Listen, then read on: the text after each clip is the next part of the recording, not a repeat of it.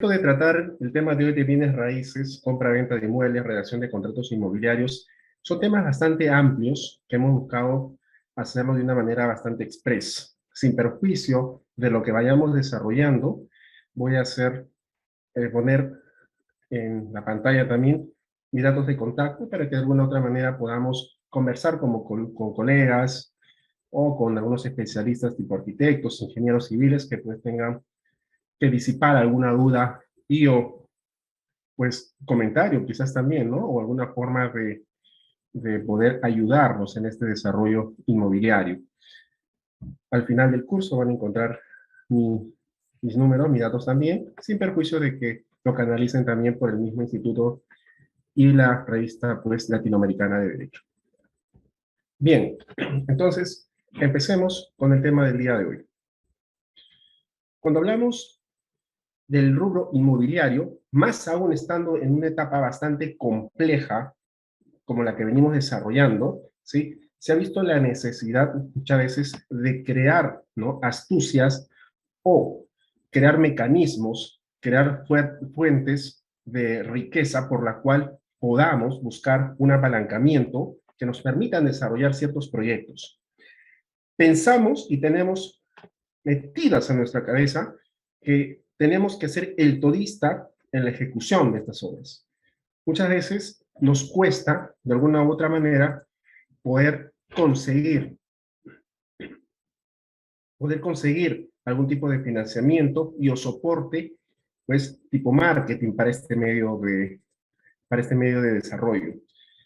En algunas oportunidades se me han acercado personas que trabajan en REMAX 121, ¿no? Y muchas veces me hacen saber que ellos no tienen un contrato propiamente dicho como un contrato por la cual estén sujetos a un sueldo fijo mes a mes. Sin embargo, en esta línea de desarrollo tenemos que entender que tiene que haber mucho dinamismo en cuanto a que la fuente o la fuerza para poder empujar estos lineamientos, ¿sí? Tiene que verse en base al éxito o a los resultados luego de un trabajo continuo, ¿no? No resulta fácil, pues, de un día para otro construir, no resulta fácil conseguir financiamiento, ¿no? Y para eso es necesario sacarnos de la cabeza que tenemos que ser los todistas en este tipo de proyectos. Para ello, últimamente se han visto que existen una serie de consultorías o personas que trabajan de forma independiente e incluso que también trabajan como parte de resultados. He conocido amigos que se han desarrollado, que se vienen desarrollando en famosos proyectos de startups, de pronto en el rubro tecnológico, ¿no? Y estas son personas que normalmente consiguen financiamiento a través de medios tecnológicos, por la cual hay un soporte a manera de un crowdfunding que le denomina con la finalidad de conseguir financiamiento por parte de diferentes personas, sean naturales o jurídicas, de incluso de diferentes partes del mundo. E incluso hay proyectos o planes que también se vienen desarrollando. Pero en este caso, cuando buscamos apalancarnos, buscamos una capital o buscamos sostenernos en el desarrollo de bienes raíces, tenemos que ser muy astutos. Hemos visto que en la práctica también esa astucia muchas veces se lleva a la malicia. Y lo que termina pasando es que estas personas que no están debidamente preparadas o desarrolladas en esta área, pues terminan siendo una suerte de sorpresa en cuanto a los planes que nos decían tener. Entonces, si queremos ubicarnos o buscar socios estratégicos que nos permita avanzar, tenemos que ubicar a las personas que tengan los recursos necesarios en cada una de estas líneas. Por ejemplo, podemos invitar a ser socios a las personas que ya tienen sus agencias de marketing. Hoy por hoy hay muchas personas que se desarrollan de forma independiente y que pueden aceptarnos y que pueden permitirnos darnos esa suerte de imagen corporativa con la finalidad de hacer ver, ¿no?, que existimos mediante medios tecnológicos, ¿no? Por otra parte, saliendo del rubro marketero, tenemos también personas inversionistas, en todo caso, personas empresarias, quienes tienen cierta utilidad, ciertas ganancias y desean inyectar capital en diferentes proyectos. Entonces, la primera parte tiene que estar focalizado a crear una imagen corporativa en base a los recursos de las personas. Llámese en el rubro marquetero, llámese en el rubro de los inversionistas para las construcciones y edificaciones, ¿no?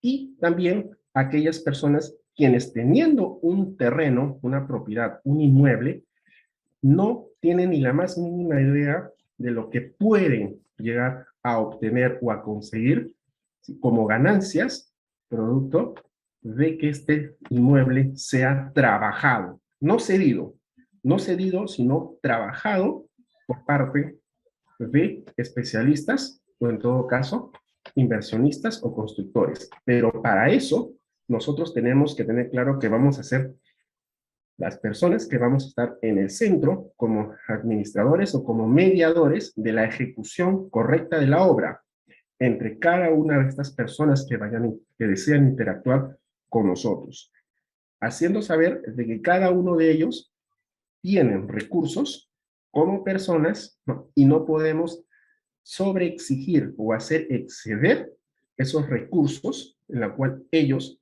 se han permitido en trasladarnos.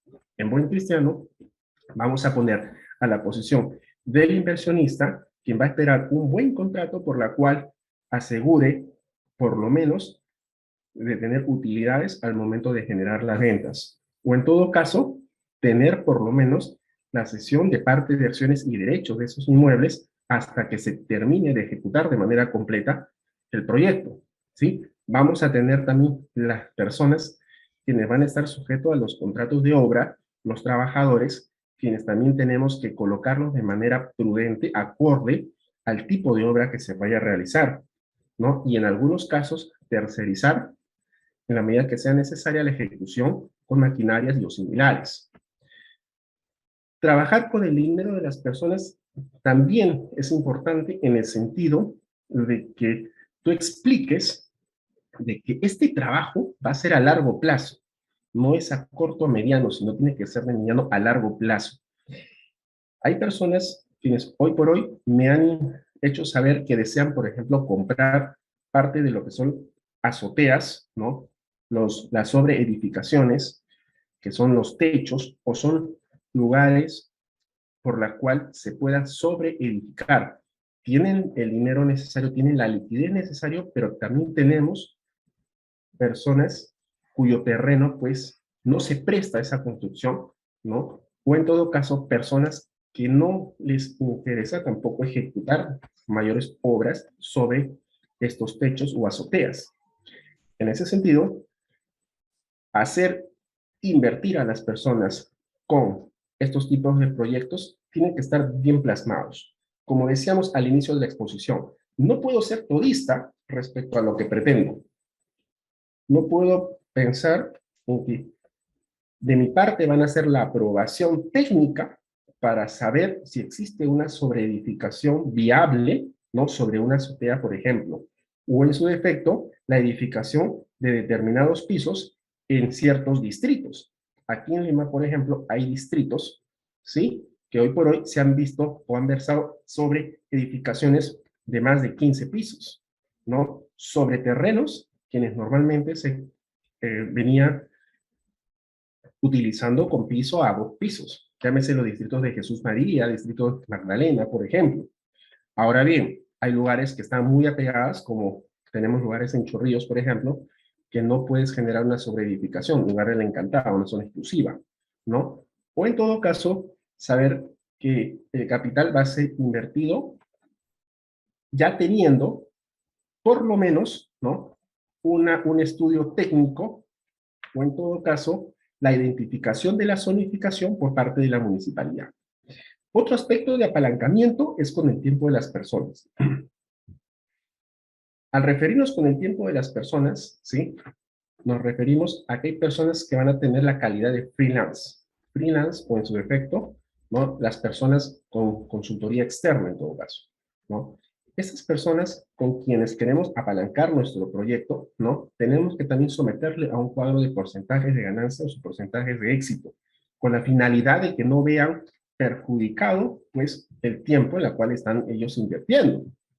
Tanto es así que incluso podríamos tener unos convenios con la cual, pues, saben ustedes que muchas veces son convenios que son dinámicos, que no necesariamente involucra un amarre por la cual me haga ver que estas personas están sometidas hacia mi subordinación y en consecuencia, pues me demanden un contrato de relación, pero me demanden, ¿no? Buscando la relación laboral, ¿no? Sometiéndome a que estoy, pues, como un jefe de ellos, o por otra parte, pretendiendo que se le paguen beneficios laborales, ¿no? Existe en este rubro inmobiliario muchas personas que ya tienen creadas, pues, sus ambientes como fanpage, por ejemplo, en la cual se desarrollan en la venta de inmuebles y lo que buscan constantemente es generar margen porcentaje, ¿no? Promocionando los inmuebles que se les pongan. Ahora, existen también personas que están dispuestos a vender proyectos, es decir, referido a la compra-venta de inmuebles futuros. La forma de apalancarme muchas veces es, tengo el terreno, consigo el terreno, ¿correcto? Tengo que hacer un módulo modelo con la finalidad de que esa imagen, esa vista, a lo que va a ser futuros departamentos, ¿sí? Pueda transmitir la seguridad de que va a existir.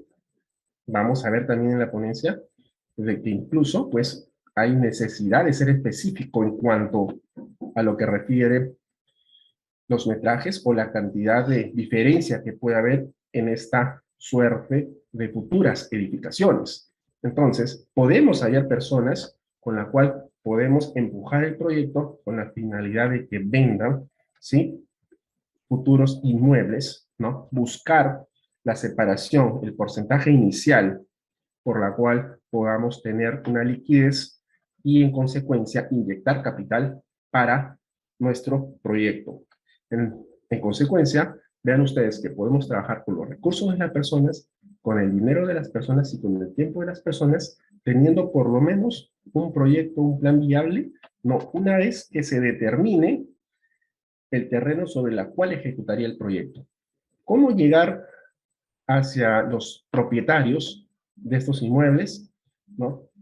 Cuesta muchas veces convencer, ¿no? Cuando son personas a veces de cierta edad, convencer que se va a realizar un proyecto con una construcción de 1, 2, 3, 4, 5, 6, 7, 8, 10 pisos y hacer o dar la seguridad de pronto de que sobre esa edificación se va a tener por lo menos el traslado de un departamento o dos departamentos a favor de ellos.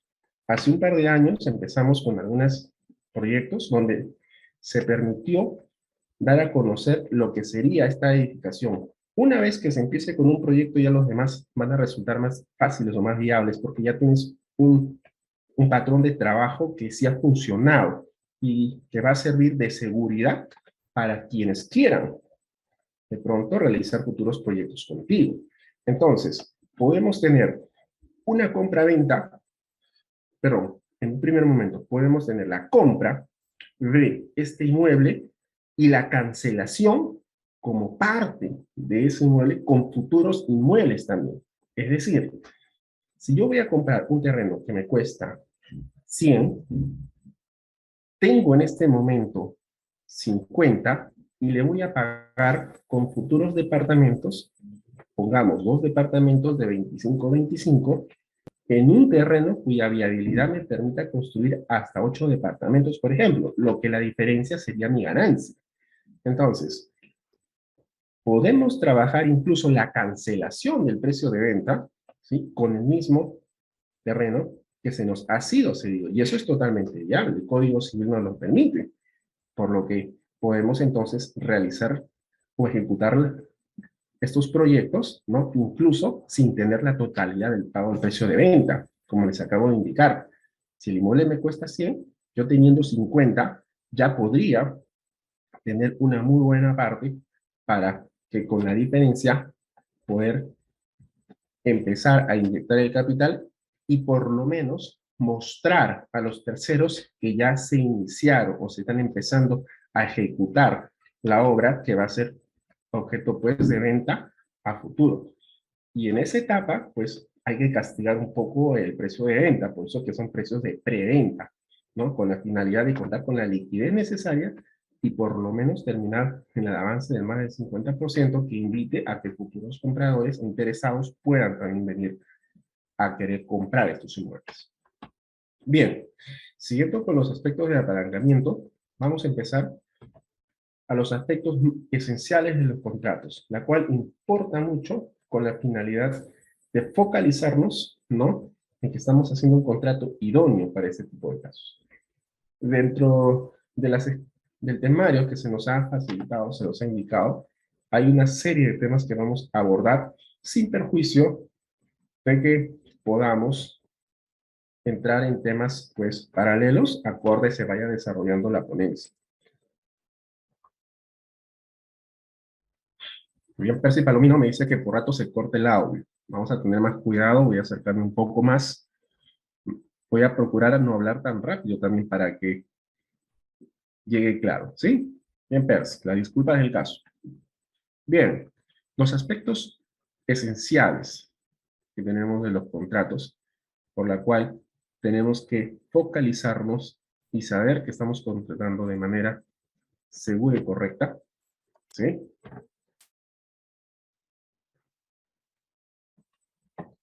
Un segundo, no avanza la diapositiva.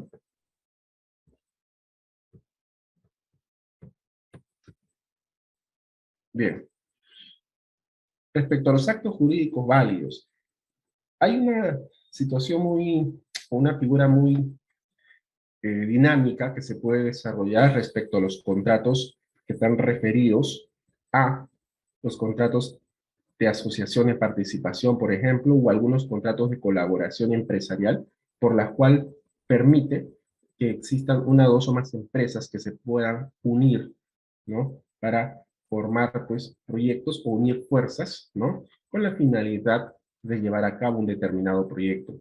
Ahora, hay que tener bien en claro de que cuando vamos a firmar un contrato, muchas veces este se encuentra en una figura de saneamiento, vamos a tener que consultar con un especialista y ahí, por ejemplo, podríamos apoyarnos con algunos colegas abogados que manejan el tema para que también, utilizando como recurso su tiempo, nos puedan apoyar en el saneamiento inmobiliario y participar al mismo tiempo del proyecto, ya sea dándoles algún porcentaje de utilidad, ¿no? En ese sentido, hay que saber que para que se lleven a cabo determinados actos tenemos que tener un inmueble totalmente saneado. Para eso existe esta etapa por la cual tenemos que tener a un colega, llámese abogado, ¿ok? Especialista, con la finalidad de que realice los actos necesarios y tengamos pues un inmueble óptimo para que cuando se pretenda generar la venta podamos conseguir incluso en el camino financiamiento por parte del banco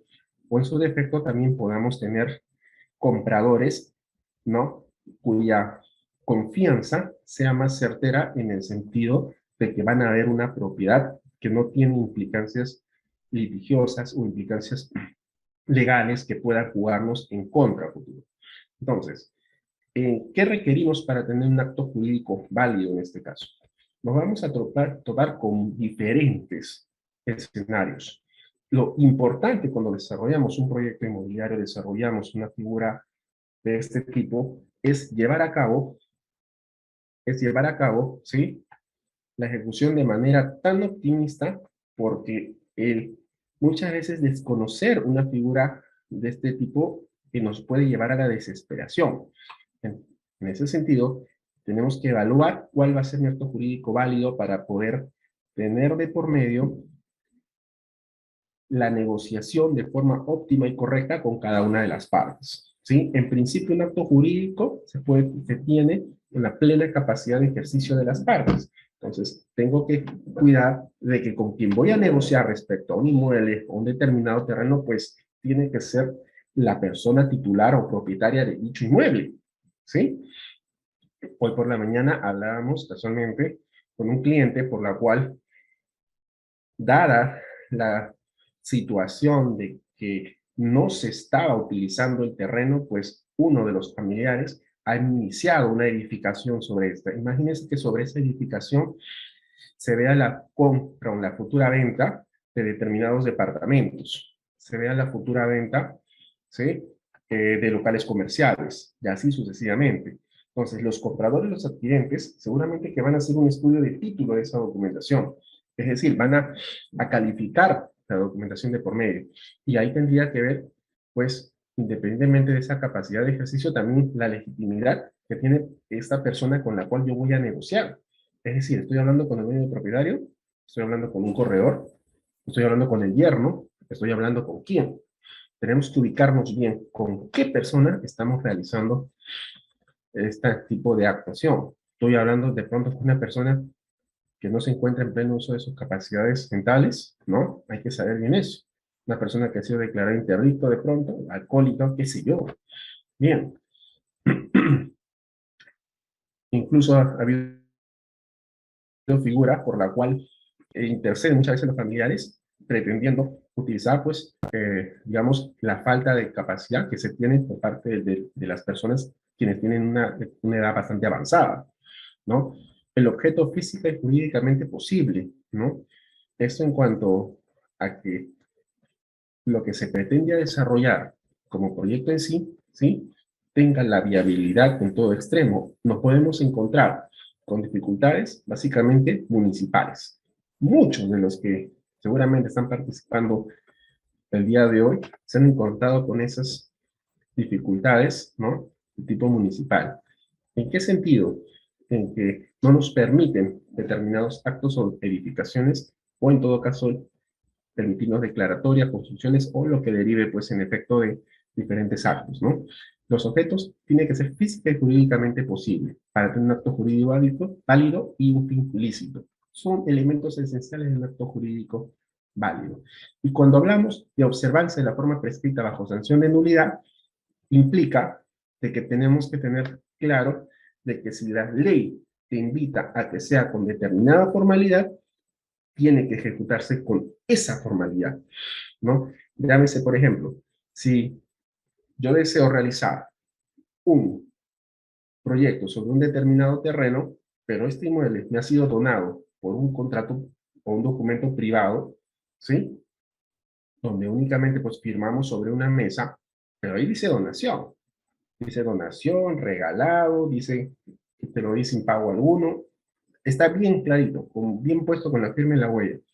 Pero cuando hay figura de donación, se necesita, pues, que esté por escritura pública, porque la ley te dice, si no está por escritura pública, está inmueble que estás donando, pues, se va a castigar como nulo.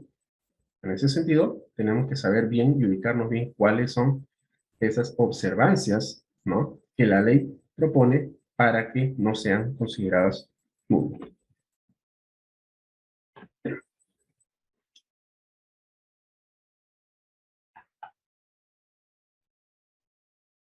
Muy bien, ¿hasta ahí algún comentario por parte de los participantes de pronto?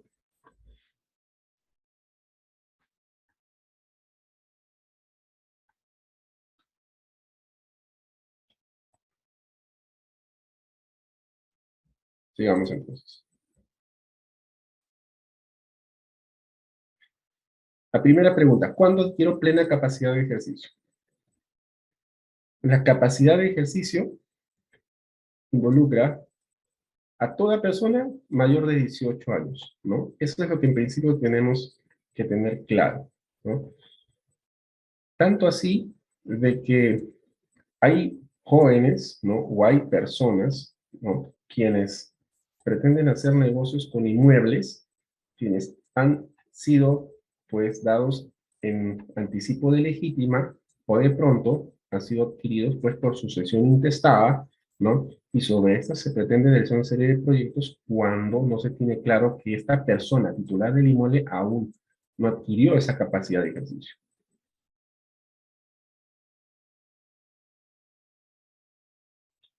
Edgar dice, una comunidad campesina. A ver, Edgar, ¿vas a terminar la pregunta, Edgar, o va seguimos, por favor? Edgar está ansioso de hacer la pregunta.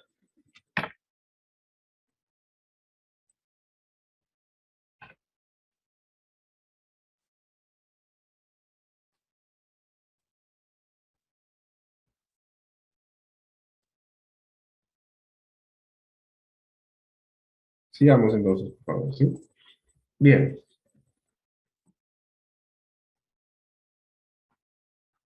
Si existen personas con capacidad restringida, por supuesto, se puede dar esa figura también. Y esa es la cual tenemos que tener cuidado. Por eso hablábamos de que tenemos que tener la certeza de con quién estamos negociando, quién se encuentra como titular de dicho inmueble. Ahora bien, algunos procesos por la cual se ha llevado esta capacidad restringida, pues son personas quienes se han realizado sobre ellas ciertos actos de interdicción y han sido declarados como tal, como pródigos, han sido declarados como personas ebrios habituales, ¿no? Y en consecuencia, pues no se encuentran en pleno uso de sus facultades mentales. En algunos casos me ha pasado de que en la notaría, ¿sí? Hemos tenido personas que aparentemente estaban en una situación eh, clara respecto al acto que se pretendía ejecutar, ¿no? Y el notario, o en todo caso los abogados, que son quienes representan, entre comillas, al notario, los que se encuentran ahí, de hecho que no se puede hacer la representación directa, pero hacen la función pues, de cuidar de que los actos ante el notario se encuentren de manera correcta, ¿no? Por principio de legalidad, acorde a ley. Sin embargo, cuando te hacen la pequeña entrevista, ¿no? Por lo menos confirman ciertos datos por la cual hagan ver que estás manifestando esa voluntad de querer llevar a cabo, ¿no? Determinada actuación, llámese transferencia de propiedad, llámese contratos de préstamo con garantías hipotecarios, contratos de venta con pactos de retorrenta, con reserva de dominio, lo que vaya a ser, pero que por lo menos, ¿sí? Tengas claro lo que se ha firmado en el contrato. Y ha habido casos por los cuales hay personas que pues aparentan estar en una suerte de normalidad, pero al momento de la pequeña entrevista que se realiza por el notario no muestran casualmente esa soledad y en consecuencia terminas metiéndote en unos problemas porque no estás, no estás tratando con una persona con quien está en pleno sus facultades mentales o en plena capacidad de ejercicio, sino de alguna manera tienen capacidad restringida. ¿No? ¿Se pueden dar esas figuras? Excepcionalmente sí, se pueden dar. Acuérdense que estamos en un giro en la cual pues las utilidades o en todo caso el margen de ganancia que se busca son bastante altas, por lo cual pues si yo tengo vamos a llamar un drogadicto que se encuentre con una propiedad tentativa, pues voy a tener personas muy sabidas que van a pretender llevarlos a firmar una serie de actos, ¿no? Que permitan ejecutar los proyectos. Entonces, vean ustedes que tenemos que saber con quién estamos negociando y buscar que no sean personas con capacidades restringidas. Ahora bien, ¿cómo se relacionan jurídicamente las personas con capacidad restringida? Bueno, estos tendría que ser a través de sus representantes legales. Les voy a comentar. Hace unos medio año aproximadamente se dio la figura por la cual se solicitó al juez la autorización para vender la propiedad de un menor de edad. Y esto se realizó a razón de que este menor de edad había heredado un local comercial, había heredado un departamento en el cual vivía, un estacionamiento, un depósito y adicionalmente una propiedad en provincia. Entonces, dada que los padres habían fallecido y era pues los familiares quienes se encontraban a cargo del menor, y para sostener a este menor pidieron la autorización judicial de vender este inmueble que se encontraba en provincia, exactamente en la ciudad de Chiclayo, porque había pues que desarrollar un proyecto allá, y para ello se pedía la autorización judicial haciendo notar al juez, ¿no? Que es un inmueble que no se encuentra de pronto en riesgo para el cuidado económico del menor. Por eso es que se le permitió y se le autorizó a través de sus representantes legales, ¿correcto? Entonces, para eso también hay que iniciar un breve proceso en la vía judicial que nos permita tener pues esa autorización y en consecuencia transferir ese inmueble y si se puede llevar a cabo y desarrollar con normalidad lo que sería pues la transferencia de dicho inmueble, pero vamos a necesitar esa autorización judicial.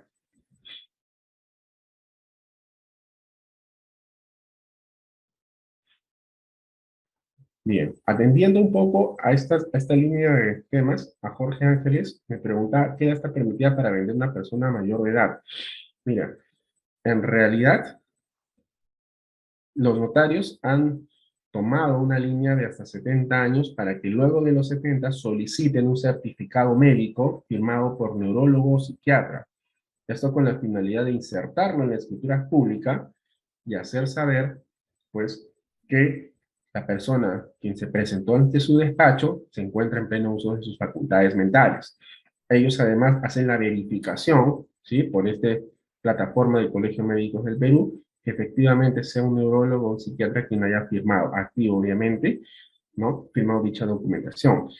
Yo he hecho operaciones con personas de 90, 85, 93 años y en algunos de los casos, incluso por la edad, se pedía un testigo que se denomina un testigo de identidad y de capacidad. Identidad porque a veces pasa de que el lector biométrico no puede leer sus huellas. Y el testigo de capacidad, ¿no? Que puede ser la misma persona, es el que va a firmar también la documentación, es pues quien va a dar fe y se va a comer ese embrollo, ese problema respecto a que si el señor estaba lúcido o no al momento en que ha firmado esa escritura pública. Bien, ahora, esto respecto a la edad, entonces, no es que haya un límite, pero si es que se apoyan con documentación como la que estoy indicando, pues vamos a tener de que puede firmar la documentación sin ningún tipo de problema. Ahora, yéndonos a la pregunta de Edgar, o al comentario, dice, dentro de una comunidad campesina, ¿puedo vender el terreno o se realiza transferencia de posesión? Eso es bien curioso, ¿no? Respecto a que existe transferencia de posesión, traspaso, en fin. Ciertamente, la, las comunidades campesinas, ¿no? Es como que se rigen bajo su propia administración. Entonces, llámese pues contrato de transferencia, traspaso, como tú lo quieras denominar, ¿ya? Lo que muchas veces se tiene que cuidar en esa línea, ¿no? Es que por lo menos sí puedas ejercer eso mismo, la posesión directa, ¿no? Que es un elemento importante en un contrato, bueno, en un derecho de propiedad, ¿no? Valgas.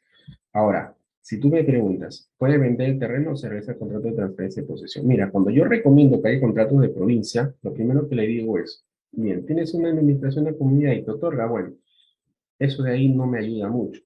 Pero ¿eres contribuyente en la municipalidad, sí o no? Sí. Listo. ¿Aparecen ciertas características de que lo que vas a comprar? Así es. Entonces declárate contribuyente ante la municipalidad, principalmente, ¿no? Ahora, si es que ya venía declarándose contribuyente ante la municipalidad, ese transferente, pues hay que hacer la gestión para que se haga la alta y baja y tenerte como contribuyente a ti.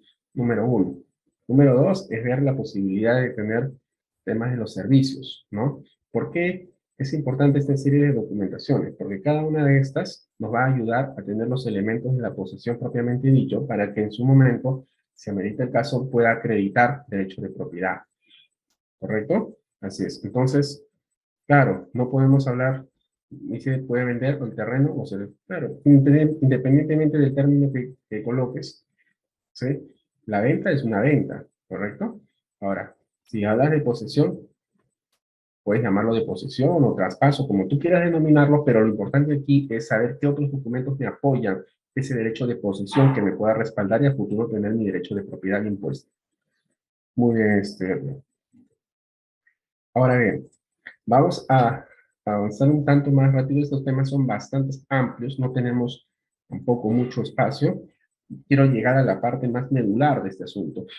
Estos aspectos son importantes, sí, porque de nada vale empezar a trabajar redacción de contratos, ¿correcto? Cuando no tengamos claro las partes con las cuales estamos llevando el, el desarrollo de los proyectos. ¿Bien? A ver, entonces, antes de continuar, vamos con Tony Zavala. Doctor, en el caso de la persona adulta mayor de 70 años no pasa el examen médico de salud, ¿qué acción se tomaría o qué procedería para que dicha persona pueda suscribir la escritura pública? Mira, Tommy Zavala, escúchame. Es importante que sepas lo siguiente. Cada notario, ¿sí? Se va a hacer responsable, ¿no? Porque así señala, pues, la normativa, que ellos también tienen que cuidar, ¿no? De verificar por principio de legalidad esa manifestación de voluntad que tiene dicha persona, ¿no? Y no verse alterada, ¿no? En el sentido de su capacidad. Entonces, si es una persona adulta mayor de 70 años, ¿ya? Y no quiere pasar, ¿no? Entonces, tiene la alternativa que indiqué hace un instante, acompañarse con una persona que se denomina un testigo de capacidad que firme paralelamente con esa persona. Lo otro es que pidas la entrevista con el notario mismo, quien va a llevar a cabo pues la, la entrevista, valga la redundancia, que busque de forma clara tener esa certeza de que esta persona de 70 años pues no tiene alterada su, digamos, su salud mental, ¿no? Le va a hacer una serie de preguntas, te puede hacer preguntas generales, preguntas inmediatas respecto al que te diga su número de DNI y también preguntas respecto al contenido del contrato, ¿ya? Entonces, esto queda mucho a criterio del notario. Bien, entonces, ¿qué pasaba con las personas con discapacidad? Se puede contratar apoyos y salvaguardias, ¿ok? Designados judicialmente, claro que sí. Siempre lo que va a cuidar el Poder Judicial, por lo menos el juez, es de que no se encuentre en desamparo, ¿no? Esa representación o esa venta de inmuebles que puedan tener respecto a menores de edad. Otra forma en la cual se adquiere capacidad de ejercicio, ¿no? Esa es otra forma también que señala el Código Civil, que puede cesar por matrimonio o por tener título oficial que le autorice a ejercer una profesión u oficio, ¿no? Cosa que se ve muy poco en nuestro país, pero el Código Civil lo permite. Ahora bien, esa representación, ¿sí? O esa persona que va a hallarse como parte titular del inmueble o persona que va a entrar al negocio con nosotros, puede también tener una representación a través de una notaría o un poder consular. Les doy un ejemplo. Hay un proyecto, unas propiedades que se están viendo cuyos dueños, uno de ellos es peruano, pero la otra persona se encuentra en Corea, perdón, en Japón. ¿Sí? Entonces, para disponer de esta propiedad se necesita la firma de los dos cónyuges, ¿no? Ambos cónyuges. No se ha adquirido por separación de patrimonio, ni mucho menos. La particularidad de esta figura es que fallece, pues, el padre, ¿no? El suegro, digamos, de este señor, ¿no? Fallece, adquiere la hija y luego lo que adquiere la hija, pues adquiere junto a la madre, pues con la cónyuge superstite y en ese momento pues decide venderlo, en todo caso adquirir pues también el esposo, ¿no? De una de las hijas. Este esposo adquiere junto a la hija un porcentaje que ya había heredado de forma, digamos, gratuita por medio de la asociación intestada y adquiere o compra otra diferencia mediante una compra-venta tal cual, pero el esposo o yerno viaja a Japón. Actualmente se encuentra en Japón, tiene la voluntad de transferir ese inmueble para realizar sobre este un proyecto o venderlo, pues, en futuros departamentos o en fin. Pero aquí se necesita que firmen los dos cónyuges, ¿ya? Entonces, se tiene que tomar la molestia de hacer dos cosas. En principio, un poder notarial no va a ser, tendría que ser un poder consular. El cónsul tiene la función de notaría en diferentes partes del mundo. Entonces, si tú quieres mandar un poder, enviar un poder para Perú, tendrías que ir, sacar una cita en el consulado del país donde te encuentres con la finalidad de que se envíe este poder, ya sea por courier, a Perú, para que luego de ser visado por relaciones exteriores, puedas finalmente inscribirlo ante registros públicos y obtener una vigencia de poder. Ahora, en ese poder tiene que ser un poder que de forma indubitable, que de forma inequívoca pueda permitirnos saber que existe la voluntad de transferir dicho inmueble. De forma más precisa, tiene que utilizar los términos disponer, vender, enajenar. Pueden utilizar a título gratuito, a título oneroso, ¿no? El inmueble. La propiedad, ¿correcto? Descrita o, en todo caso, asignada como inmueble, ¿no? Ante registros públicos como tal. Sería mejor aún, ¿sí? Ahora, ¿podría yo ir comprando, ir adquiriendo, ir haciendo el negocio solamente con uno de los cónyuges, ¿no? Hasta cierto punto podría firmarse hasta contratos de administración, porque el Código Civil nos permite que uno de los cónyuges ejerza la administración sobre el inmueble, pero no lo que sería la enajenación o la disposición de un inmueble, ya que tengo que contar con la firma de ambos cónyuges.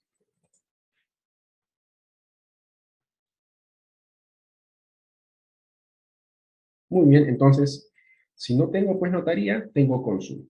Envío la documentación por courier, lo viso en relaciones exteriores, lo mando a registros públicos. Y ahí recién se va a inscribir con un número que se va a designar ante registros públicos, en el registro de mandatos y poderes, pues, y a partir de ahí tengo una vigencia de poder. Bien, entonces para no salirnos del tema, vamos a atender la pregunta de Juan Sánchez. Fallecieron mis padres, somos 5 hermanos, pero uno de mis hermanos se puso como único heredero y se inscribió ante la SUNAT como único heredero. ¿Cuál es el proceso para revocar esta inscripción ante la SUNAT? ¿Cuál es la pena notario? Y el hermano que cometió un acto ilícito no nos comunicó nada de lo que se ha hecho. Gracias. Bien, Juan Sánchez. Juan Sánchez, ¿de dónde nos escribes, Juan Sánchez? Y responde no solamente si, si no había ningún tipo de error de pronto en las partidas o similares, porque a veces pasa eso, ¿no? De que dicen, no, como hay errores, simplemente yo avanzo declarándome como único heredero y similar. Todos están debidamente firmados por los padres.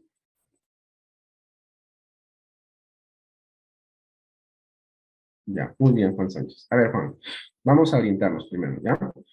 A ver, nos hace varias preguntas, ¿no? En principio, tu hermano, te guste o no, pues tiene la calidad de heredero, ¿ya? Entonces, no es que podamos generar una revocatoria, lo que tendríamos que hacer es una inclusión de herederos, ¿ya? Claro, utilizas el término de sabido, sí, lógico, es muy incómodo, Juan, te comprendo, pero vamos a explicar esta parte, ¿ok? Hay un porcentaje que él tiene, claro que sí, obviamente no es dueño de todo, ¿sí? Entonces, ese porcentaje, ¿sí? Es lo que tiene que variar, disminuir, ¿ok? Respecto a cada uno, pues, de los herederos que les corresponde participar aquí, ¿ya? Ahora, tú me estás hablando de cuál es la pena notario, ¿ok? Yendo a tu otra pregunta, ¿ya? El notario supone, base de principios administrativos, que la documentación presentada y sus declaraciones de buena fe. Incluso cuando hacíamos la sucesión intestadas, había notarios, yo también vería, porque yo cuando firmaba la documentación, ¿no?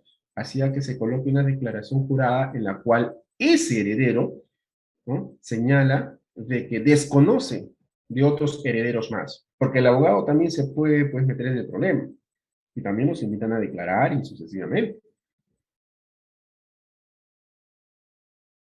Entonces, respecto a cuál es la pena para el notario, bueno, muy probablemente el notario no haya cometido ningún delito. ¿Eh? De que si tu hermano cometió un acto ilícito o no, bueno, ahora te comento, ¿no? De que hay incluso ya pronunciamientos, ¿no? En la vía penal por la cual no necesariamente consideran un acto ilícito este tipo de situaciones, porque ¿qué se tiene claro en esta línea? Es que cuando tú te has dado cuenta de que este acto se ha llevado a cabo, pues tienes tu derecho inmediato en la vía civil de poder solicitar tu incorporación como herederos. Y lo que te va a decir un juez en la vía penal es sí, pero a ti no se te ha restringido tu derecho de ser incorporado. Entonces hay que solicitar incorporarse como herederos ante la vía civil, pues sí, ¿ya? No esperar que pase mucho tiempo. Es más, hasta generar una anotación de inscripción de esa demanda sobre la propiedad, haciendo saber que está en curso una inclusión de herederos, ¿ya? Pero eso ya no lo vas a hacer por ante notario. Entonces, Juan Sánchez, ¿ya? Es muy incómodo la situación que estás comentándome, en efecto, fastidia demasiado, ¿ya? Pero siempre les digo, tú tienes que ser, Juan, una persona más prudente para poder defenderte, ¿ya? A veces cuando nos topamos con personas así, lamentablemente, pasa de que en nuestra cólera patinamos y hacemos actos que pues no nos van a llevar al resultado que buscamos. Entonces, si tú vas a asesorarte, procura que sea con un con un colega que te lleve o te remonte al resultado que tú quieres. Porque si tú le dices, quiero denunciar, pues el colega te dice, ah, ok, denunciemos, ¿no? Pero yo diría, está bien, pero ¿por qué perdemos tiempo si no ahorita vámonos a este derecho que no se nos ha recordado, de incluirnos como herederos? Paso número uno. Es lo primero que yo haría, ¿correcto? Para que en la propiedad aparezca ahí impuesto el nombre pues, de todos. ¿O me equivoco, Juan? Yo creo que irías primero por ese camino. Luego, en base a la documentación que tú puedas allá, notes esa mala fe o ese proceder, ¿no? Ah, mira, ahora lo está vendiendo, ¿no? Ese inmueble está en venta. Entonces, bueno, más aún, ya. O sea, tienes que moverte rápido, ¿no? Bien, entonces hay que ejecutar casualmente esas acciones en la vía civil. ¿Correcto, Juan? Muy bien.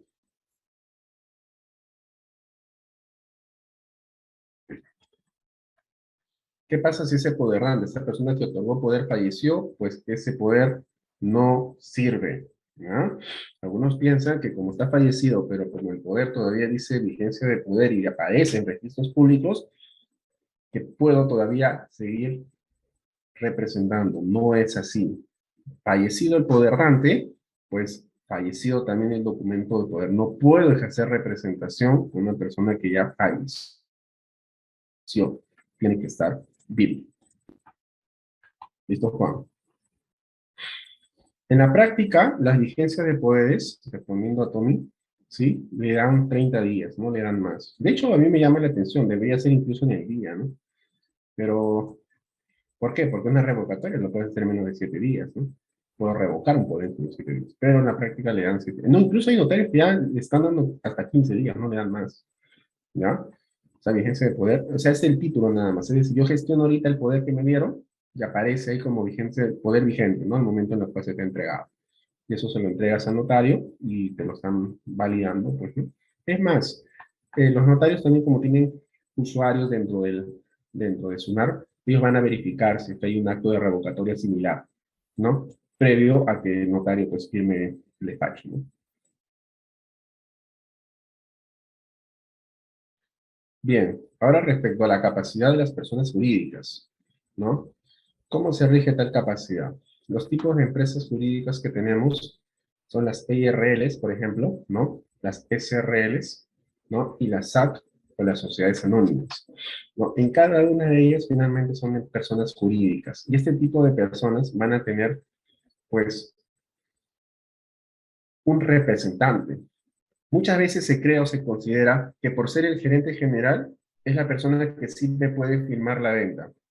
O si es el gerente general es la persona que sí puede generar, pues, los actos financieros, ¿ya?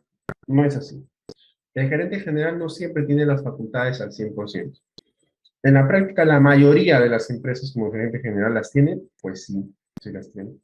Pero no siempre tengo que confiarme de que el gerente general puede realizar todas las facultades. Puede ser que el gerente general no tenga facultades, ni financieras, ni de venta de propiedades, ni de adquisición de propiedades, ¿no? O puede ser que sí las tenga, pero las tenga en firmas conjuntas. O puede ser que exista un gerente financiero o un administrador o un apoderado que sea el único encomendado a que se pueda ejercer las operaciones, ¿no? El mérito, pues, esas facultades otorgadas. Entonces hay que sacarnos de la cabeza que el gerente general tiene las facultades otorgadas al 100%. Más aún, incluso en tema de bancos, por ejemplo, cuando están los apoderados y firman, clasifican por montos incluso. Si son operaciones, pues, vamos a poner levantamientos o préstamos con garantías hipotecarias o préstamos que ameritan firma de escritura pública, pues ponen hasta determinado monto, vamos a poner 100.000 soles, firma un solo apoderado, ¿no? Mayores de 100.000 a 300.000 se requiere firma de dos apoderados, ¿no? Y así sucesivamente, ¿no? E incluso son clasificados, ¿no? Por apoderado de tipo A, B, C, D. Por ejemplo, un apoderado de tipo A, por ejemplo, podría ser aquellos apoderados quienes únicamente suscriben contratos con garantía hipotecaria, ¿no? Otro apoderado, puede ser apoderados que quizás tienen más expertise, ¿no? En los asuntos financieros, ¿no? Y otro, pues, clase de apoderados podría ser aquellos apoderados que tienen conocimientos de aspectos legales, ¿no? Y terminan firmando 2 o 3 según el tipo de contrato o el valor pues, que se tenga. Entonces, tenemos que verificar si es que el gerente cuenta con facultades suficientes para vender, enajenar, transferir, ¿correcto? Hay que verificar si no existe otro apoderado más por la cual tengamos firmas conjuntas, ¿no? Tenemos que verificar si a lo mejor se ha destinado que ese poder va a tener una vigencia determinada, es decir, solamente 2 años, 1 año, 3 años. En alguna de las hojas de él puede señalar eso, ¿sí? A veces hay empresas que están en conflicto, ¿sí? Y te ponen a disposición una documentación desfasada. Y sobre esa documentación desfasada, pues quieren hacer viveces, como lo dijo el compañero, pues una actitud sabida, ¿no? Para obtener ciertas ventajas sobre el mismo, ¿no? Entonces, decíamos que ese periodo de representación, porque a ese se le otorga apoderados, ¿no? Para ventas, distribución, firmar contratos, suscribir préstamos con los bancos, y a lo mejor pues tienen facultades determinadas por periodos determinados. Verificar si son personas quienes, o representantes quienes pueden recibir pagos en especie, pueden negociar recibiendo en plazos, enajenar, en fin. Todos esos poderes en esta línea inmobiliaria tienen que ser específicos. Y pensar de que no siempre el gerente general es quien tiene facultades absolutas para el desarrollo pues, de determinada ejecución de obras, compras, ventas, administración o lo que corresponda. En efecto, se te entrega un certificado de vigencia más o menos de este tipo, con un código QR que actualmente viene. La validez que le están dando muchas notarías es un estimado de 15 días, poco hasta 30 días. Algunos un poco más quizás, pero siempre haciendo la verificación mediante el sistema del extranet, sumar en línea, ¿eh? Muy bien. Entonces, sobre el consentimiento, es un concepto técnico, ¿no? Que esta se debe dar, como señala casualmente este concepto, ¿no? Contrato, pues, o todo contrato queda perfeccionado en momento y lugar en la que la aceptación es conocida por el expediente. Ese es un concepto técnico en el Código Civil, ¿no? Sin embargo, tenemos que cuidar las formalidades propias, ¿no? Entonces, el contrato queda perfeccionado en momento y lugar en la que se da la aceptación. ¿Y cómo se da esa aceptación, ese consentimiento, esa forma en la cual voy a plasmar la voluntad de querer aceptar determinados términos, determinadas cláusulas? Pues obviamente mediante la rúbrica, ¿no? Ese consentimiento no es más que una acción y efecto de consentir y mostrar conformidad sobre los contenidos, pues, que se muestran en dicho contrato. Para eso está el notario, ¿no? Porque el notario es el que cuida de ese reflejo que las personas pretenden dar, mostrar, ¿no? Sobre cierta documentación. Cuando hablábamos de qué quería decir objeto física jurídicamente posible, a ver, y haciendo un breve paréntesis, vamos a Luis Enríquez.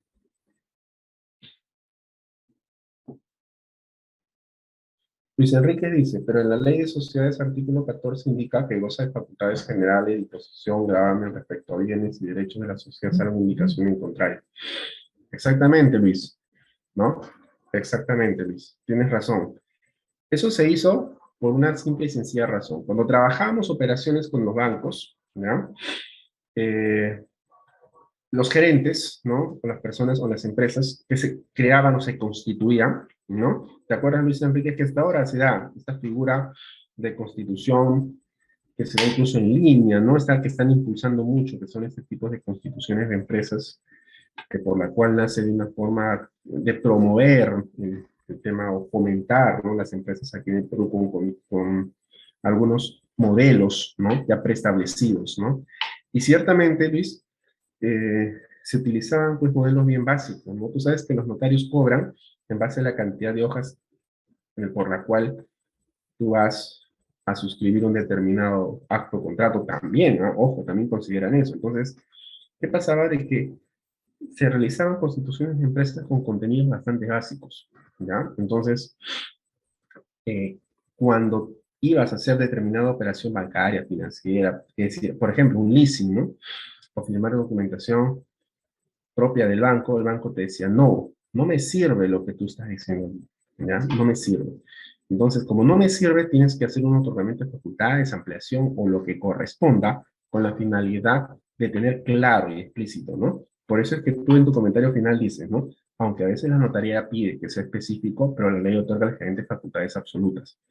Es cierto, la ley la ley las otorga, como tú dices, ¿no? Se las pone fácil a los que son las personas que me van a representar a estas empresas, ¿no? La ley las otorga, pero quien manda o quien gobierna, ¿no? El órgano dentro de un gobierno corporativo, en este caso, es la junta de accionistas, ¿verdad?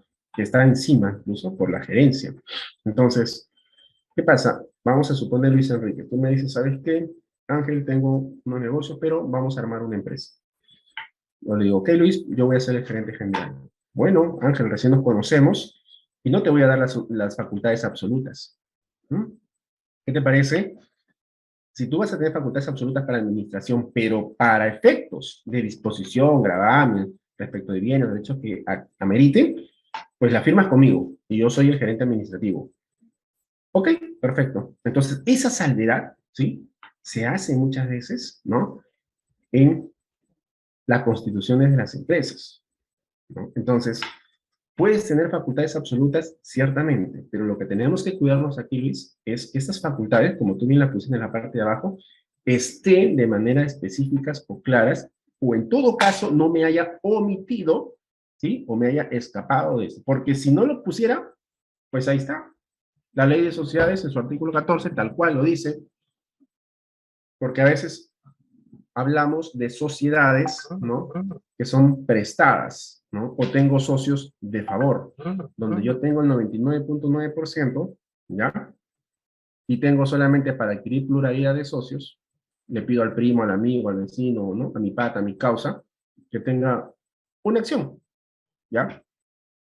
Entonces, pues, él no le va a interesar si tú haces o deshaces, porque sabe que la empresa no es de él, pues estos son los socios de favores únicamente, ¿no? Entonces, la notaría puede o no interesarle, pero a quien sí nos tiene que interesar son quienes vamos a estar negociando con estas empresas o de pronto vamos a constituir empresas, ¿no? Porque aquí es una suerte de confianza en la cual tenemos que velar que cada una de las facultades estén bien detalladas, ¿no? Así es, Luis. Así es, Luis. Ahí ya puedes hacer tus firmas conjuntas, ¿no? O lo que corresponda.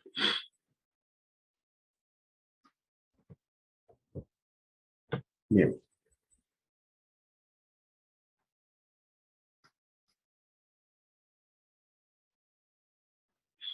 Ahí estamos entrando societario, Juan Sánchez.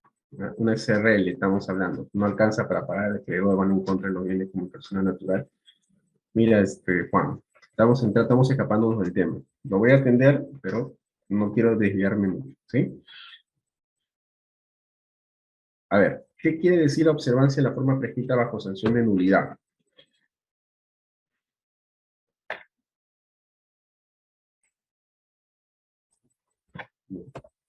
Bien, esta forma de la sanción prescrita bajo sanción de nulidad implica, pues, que, por ejemplo, cuando hay actos de disposición, ¿no? Tenemos que someternos a los artículos que ya están debidamente señalados, por la cual tiene que darse con esa exigencia que pues la ley lo señala, ¿no? Tanto es así de que tiene que cumplir con la formalidad necesaria, ¿no?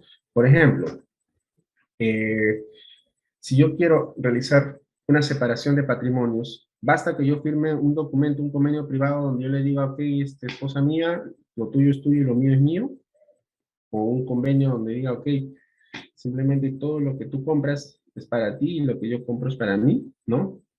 Firmaditos ante el notario, firma y huella, y se acabó. Es más, pongo tres testigos ahí, tres amigos, para que me digan, ok, ustedes están viendo, ojo, sí, ella firmó, yo también firmé, y lo juramos hasta por lo último, que ya cada uno baila con su propio pañuelo. ¿Es eso suficiente? ¿No? O tengo que llevar a cabo una escritura pública, ¿no? ya sea antes del matrimonio o durante el matrimonio, por la cual se tenga que suscribir, ¿no? Se tenga que firmar, ¿sí? Llevarlo al notario y en consecuencia generar esa inscripción ante registros públicos, ¿no? Entonces, por más de que tenga 15 testigos que digan, sí, yo vi que ambos aceptaron tener una separación de patrimonio, pues eso no me sirve, ¿no? Tengo que emplear casualmente la modalidad establecida por ley, ¿no? Por eso que incluso los poderes que se otorgan, en este caso el poder que me tendrá que otorgar o la persona desde el extranjero, si es mejor, pues puedo citar el artículo 156 del Código Civil, ¿no? Haciendo notar de que hay un acto o una voluntad de disponer de esa propiedad, correcto, de gravar los bienes, ¿ok? Y que esta conste de forma indubitable. Indubitable implica de que este conste sin duda alguna, ¿no? Y por escritura pública, ¿no? Entonces no simplemente podría mandarme un papel firmado a puño y letra donde acompañe 20 testigos adicionales que dicen que sí, pues están de acuerdo, no es suficiente. Amerita ser por escritura pública. Entonces, en estos ejemplos, como la elección del régimen patrimonial, como los actos de disposición, ¿correcto? Van a meritar las formalidades necesarias, ¿no? Para que se tenga que llevar a cabo, pues, la acción indicada. En el caso, por ejemplo, de la donación de inmuebles, ¿no?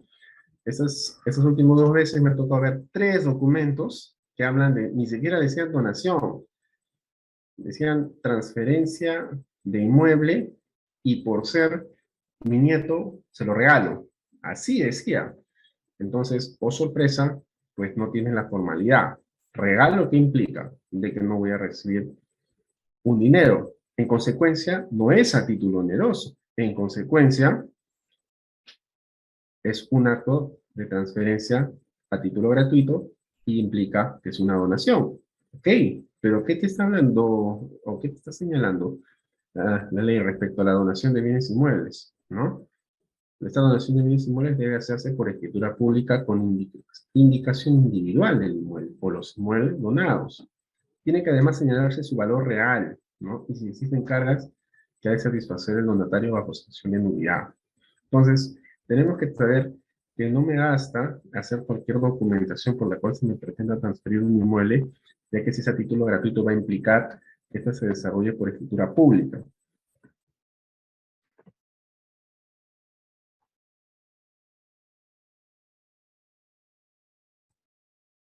Bien, entrando un tanto en los contratos de compra-venta, ¿sí?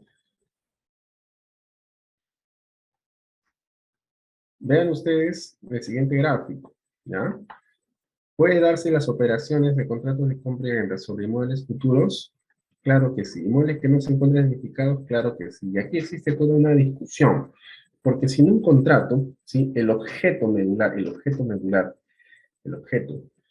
sería, ¿no? El bien inmueble objeto de transferencia, pues amerita que este, ¿no? Se encuentre y exista, ¿no? Sin embargo, también nos dan la posibilidad de negociar sobre inmuebles determinados o aquellos pues que sean determinables, ¿no? Que estén sujetos a existir. En todo caso, supeditados o como señala también nuestro Código Civil, ¿no? Están supeditados a que estos inmuebles lleguen a existir. Estos inmuebles futuros, inicialmente, cuando empezaban a ejecutarse labores sobre esto, tendían a ser ciertamente riesgosos. No se sabía cómo atender. Sin embargo, a la fecha, nos puede servir como una suerte de apalancamiento para cuando necesito realizar proyectos y no tengo la liquidez completa. Como hablábamos inicialmente, nosotros podemos pagar, ¿no?, parte del precio de venta con estos inmuebles futuros, ¿no?, a nuestros mismos vendedores. ¿Qué se puede vender? Pueden venderse los bienes existentes o que puedan existir y siempre que sean determinados o susceptibles de determinación. Por eso es que estas empresas inmobiliarias, pues, muchas veces desarrollan proyectos que ponen sobre la vista unos módulos bien construidos para que tengas idea de lo que va a ser estos inmuebles en su futura construcción, ¿no? Y pues que estas cuando existan, pueda suscribirse la documentación pertinente y llegarse a trasladar. Pero ojo, en el camino también puede haber algunas figuras de modificaciones. Y sobre eso tenemos que estar alerta o al tanto, porque no significa que yo pueda simplemente vender un inmueble por la cual no entregue características completas. ¿Cómo hago un contrato que me genere la seguridad o la tranquilidad de que estos inmuebles futuros pues van a llegar a existir y en consecuencia van a ser trasladados a mi persona? En unos segundos vamos a ver ese tipo de contratos de inmuebles futuros por la cual podamos verificar, ¿no?, algunos detalles, ¿no?, que nos den la seguridad del mismo, ¿no? ¿Y qué pasaría, como se ha dado ciertas figuras, de que si el inmueble es declarado patrimonio cultural? Va a tener que llevarse a cabo la comunicación previa al Instituto Nacional de Cultura, ¿sí? Eso se va a tener que llevar a consulta también, en caso de que sea declarado como patrimonio cultural. En la compra-venta de un inmueble,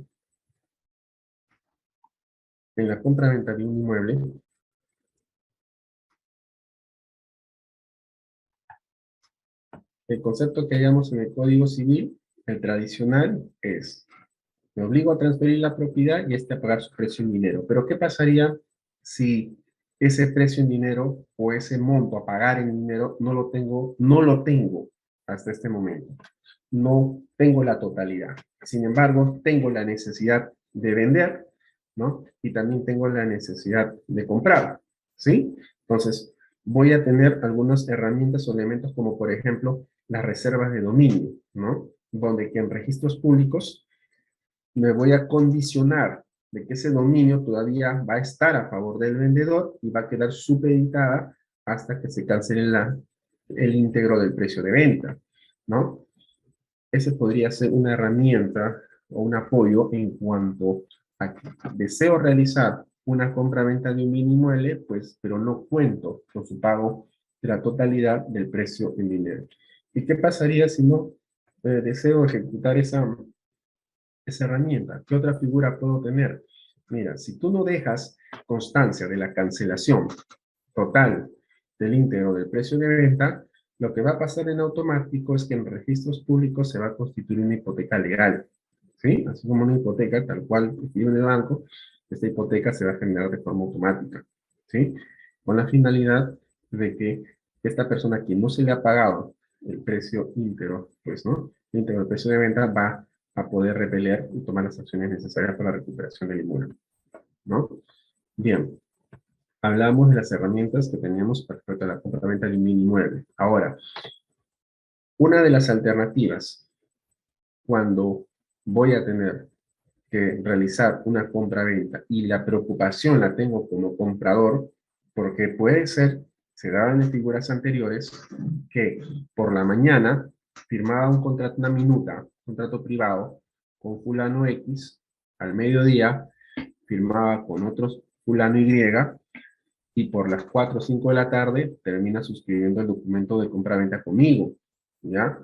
Entonces, el comprador quiere ser diligente y cuidar, velar por su seguridad respecto al pago que va a hacer, ¿sí?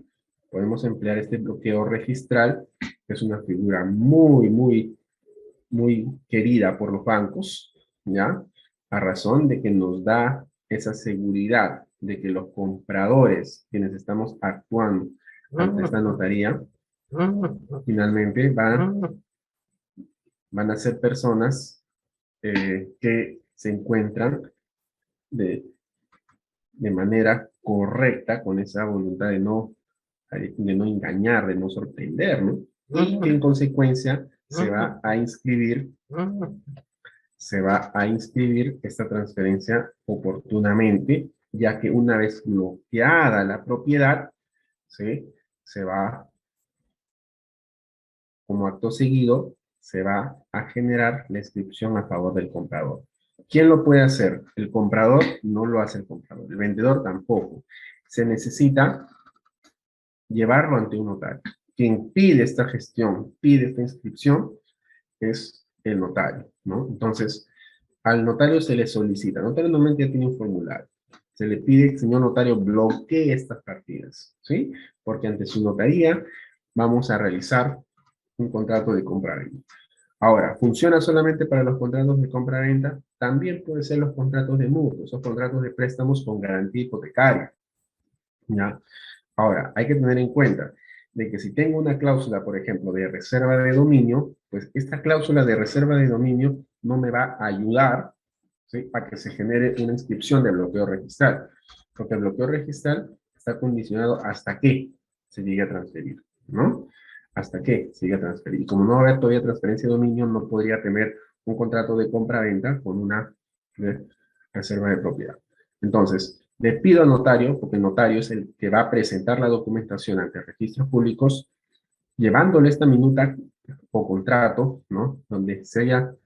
Firmado, donde se haya firmado por las partes y autorizado por abogado, ¿no? Mande copia de esta a registros públicos, ¿no? Entonces el notario, pues, hará la solicitud pertinente y tendrá que pagar la tasa registral. Por partida, ahí están los montos. Sin embargo, cabe precisar que el notario no te va a cobrar esos montos. El notario te va a cobrar por lo menos 200 o 300, ¿no? Que se puede dar respecto a, al acto que el notario pues va a atender. ¿Correcto? Bien. Paul Rodríguez me pregunta, ¿cómo puedo saber el valor real de un inmueble? Mira, Paul, tenemos dos alternativas respecto al valor del inmueble. Ciertamente, tú vas a tener en tu autovalúo HRPU una valorización. En esa valorización, correcto, digamos que es una valorización mínima, ¿no? Que muchas veces no coincide necesariamente con el valor comercial, ¿ya? Ahora, los notarios juegan mucho, ¿sí?, con los montos que señalan mínimamente con el autovalúo. Y respecto al valor, pues, valor real, ¿no? Termina siendo muy subjetivo, ya que finalmente lo que se busca es decir el valor comercial, ¿no? Y para eso pues existe un tema de una tasación.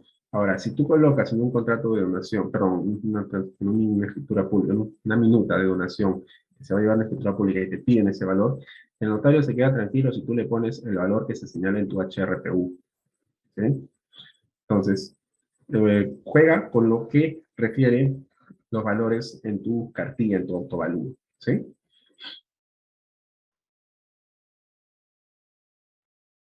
El bloqueo registral se solicita a la firma de la minuta o a la firma de la escritura pública. El bloqueo registral se solicita al momento en que firmas la minuta. ¿Okay? Cuando firmas esa minuta, ese contrato que hace el abogado, se suscribe, el notario va a sacar una copia legalizada de esa minuta y lo va a enviar, ¿ya? Y una vez que se inscribe, pues, dada esa inscripción, ya vas a tener hasta 60 días hábiles bloqueada esta partida para que seas la única persona finalmente que finalmente se llegue a inscribir, ¿no? Esa propiedad. Entonces, este mecanismo, finalmente, de protección, busca de que esta futura compra-venta o hipoteca, ya que esta figura nace básicamente con una preocupación por parte de los bancos, ¿ya?, se termina inscribiendo, si va a tener 60 días hábiles. Ahora, claro, el tema está en que queda bloqueado y también puedo levantar ese bloqueo registral, ¿no? Para eso tendría que tomar una resolución del contrato con los mismos contenidos, ¿no?, que se han llevado, pues, en ese contrato primigenio, ¿no? Bien.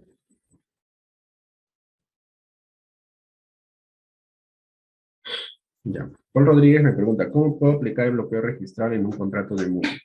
Y un contrato de mutuo es un contrato de préstamo de dinero, básicamente. Tendría que ser un contrato de mutuo con garantía hipotecaria, ¿ya? O sea, ese préstamo de dinero tendría que buscar garantizarse mediante una propiedad o un inmueble, ¿correcto? En esa figura es únicamente que va a aplicar, porque el notario tiene que señalar cuál sería la partida a bloquear, ¿ya?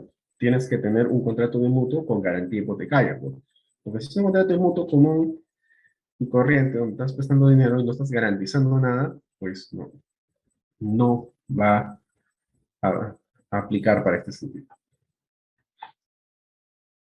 Gloria, buenas noches.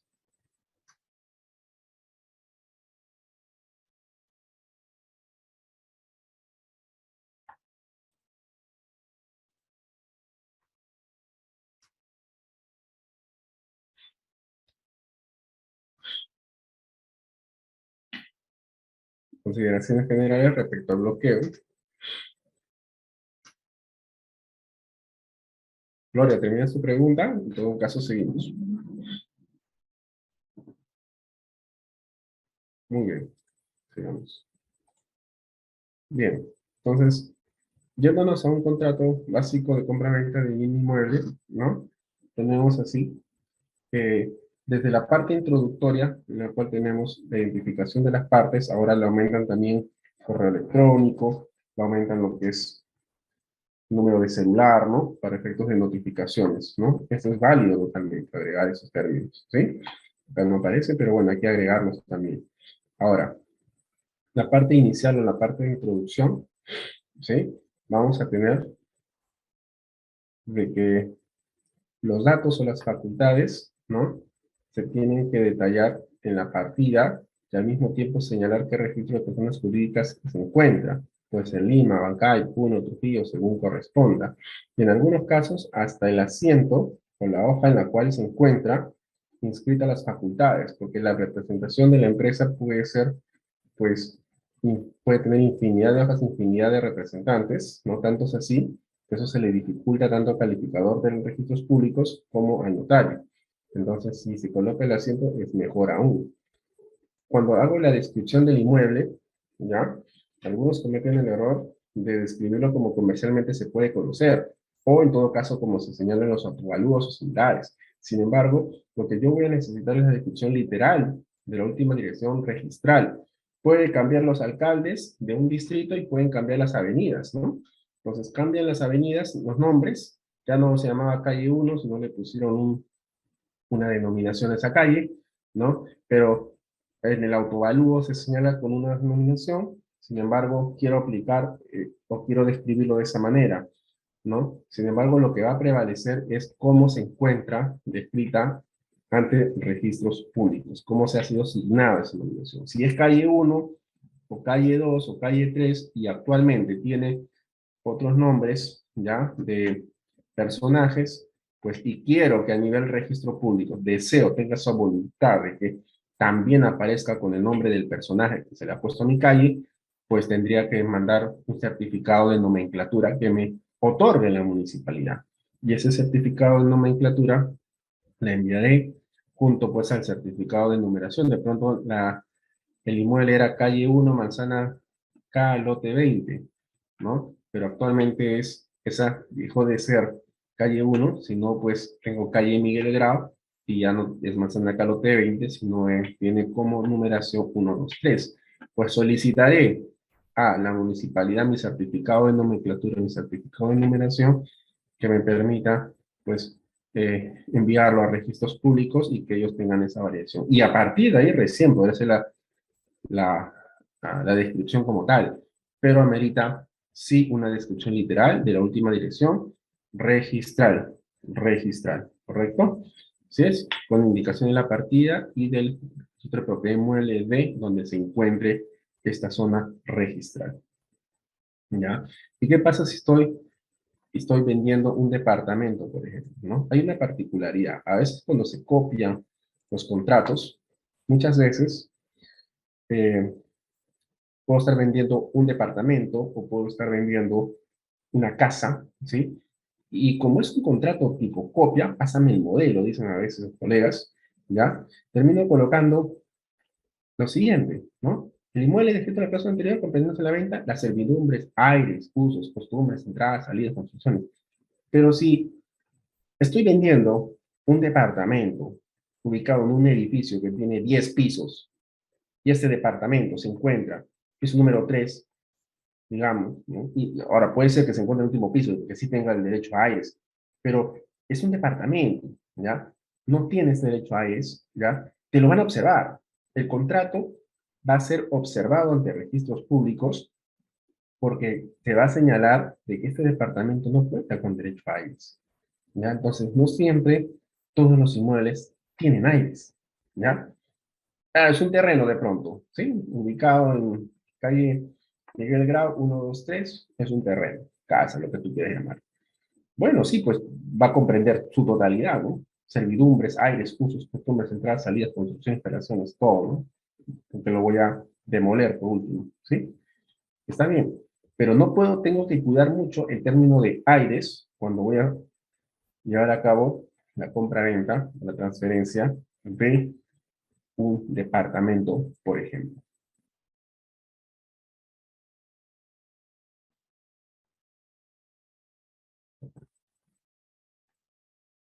A ver, a ver, a ver. Muy bien. Gloria, puedes preguntar, ¿ah? No, no te estamos negando tu derecho a preguntar. Dice, yo no pregunté.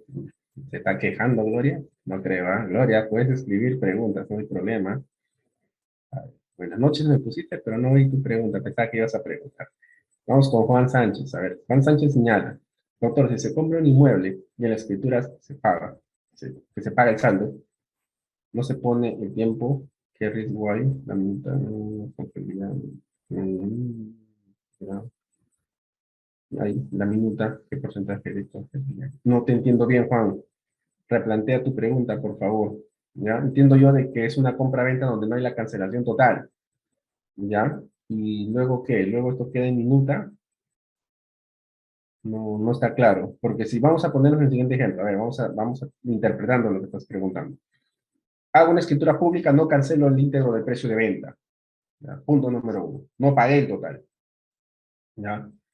Entonces, quedó un saldo pendiente. ¿Ya? Pero luego se hizo una minuta. ¿Ya? Y esa minuta termina siendo una suerte de complemento al contrato inicial. ¿No? No se puso el tiempo para pagar el saldo. No se puso el tiempo para pagar. Bueno, ahí va a quedar. El asunto es que no puedes decir, si no se puso el tiempo, ¿qué riesgo hay? Bueno, en principio tenemos que, si no has puesto un tiempo determinado, no es que tampoco no se vaya a dar hipoteca legal, sí se va a dar hipoteca legal y puedes perseguir la creencia. La hipoteca legal se va a dar, de todas maneras, ¿no? Vas a tener una hipoteca legal inscrita, ¿no?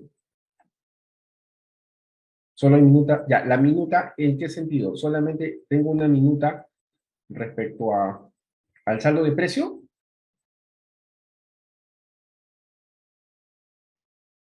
porque si tienes una minuta de compra-venta y no te la quieren firmar, pues te mando otorgamiento de escritura pública.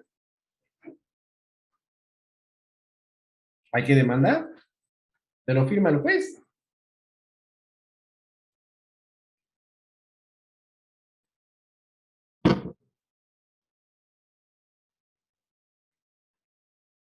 Otorgamiento de escritura pública y te lo firma el juez. Hay que hacerlo así, Juan, sin miedo al éxito. Bien, sigamos entonces. Ahora, ya, decíamos que teníamos que cuidar el término de aires, ¿no? Porque no podemos guiarnos por un contrato común y corriente. Tenemos que tener la certeza de que el término aires no está ligado pues a departamentos. No todos los departamentos están reservados para aires a favor de esto. Bien, creo que terminó. Una compra patológica del tiempo no nos obliga a pagar, no sé qué. Hay que evaluar bien el contrato que estás señalando, porque eso se puede formalizar por escritura pública, ¿eh? Hay que ver bien, y hay que ver en qué posición estás, porque eso tiene que tener claro, porque si no, de pronto hay que ver hasta qué punto podemos resolver ese contrato, ¿no? Bien. Miren, respecto al precio y la forma de pago, ¿sí? Si bien es cierto, y se indica hoy por hoy los precios, el precio y la totalidad, esto puede pagarse de manera progresiva, pero ciertamente tenemos que emplear los medios de pagos, ¿ya? Estos pueden ser mediante, mediante pues, la entrega física de un cheque, mediante transferencias, ¿no? O los que la ley señale, que ahora también lo vamos a revisar. Sin embargo, es importante que se señale el término de la cancelación total del íntegro del precio de venta, ¿ya? Porque tú puedes indicar que se cancela, muy bien, se pagará, y si no colocas el término de la cancelación, ese término que indica que este monto va a implicar la cancelación, va a pasar lo que venimos conversando, que se va a generar una hipoteca legal. Esa hipoteca legal, pues, si no tienes la claridad de haber descrito de que has cancelado el íntegro precio de venta, pues va a operar de forma automática. ¿Sí? Ahora, Ahora, todo es bancarizable, todo es mediante transferencia y se tienen que utilizar los medios de pago señalados por ley. No puedes pretender decir que recibí en mano, recibí pues el dinero con anterioridad a la firma de la presente minuta, sino pues el notario está obligado por principio de legalidad a que cuide los mecanismos de cancelación, ¿sí? El notario no te va a aceptar. No, pero yo ya te pagué 15.000 soles por afuera. No es así, el notario no te va a aceptar, ¿ya? Y si es 1.000 soles, y menos de $1.000 o 3.000 soles, sí podría manejarse de forma externa, pero esos montos superiores tienen que ser todos bancarizados.